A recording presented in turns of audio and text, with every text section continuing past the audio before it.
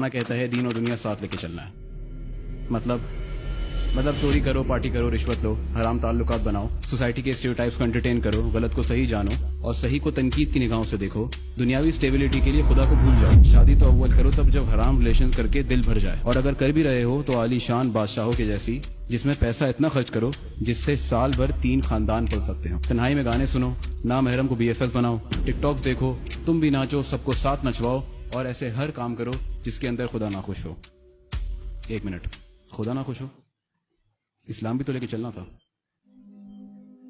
اس کے لیے جمعہ مسجد جاؤ, عید کی نماز پڑھو, بڑی گائیں لے کے آؤ, ان کو عید پر ذبح کرو, خود گوشت رکھو, رشتہ داروں اور ضرورت مندوں کو ہڈیاں اور چربی دے کے فارغ کرو. رمضان میں تراویح میں کھڑے ہو کر یہ سوچو کہ گھر جا کر سحری تک کرنا کیا ہے. دوسرے کے نام لے کر انہیں کافر بولو.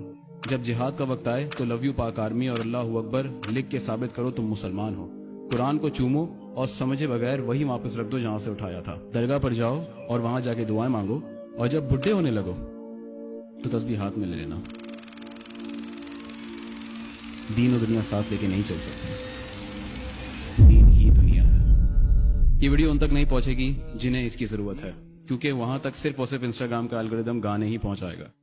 ہماری سوچ آپس میں ملتی ہے, تبھی آپ مجھے فالو کر رہے ہیں. میں وہ کام کر رہا ہوں جو آپ بھی کرنا چاہتے ہیں, لوگوں کو سوچنا سکھانا.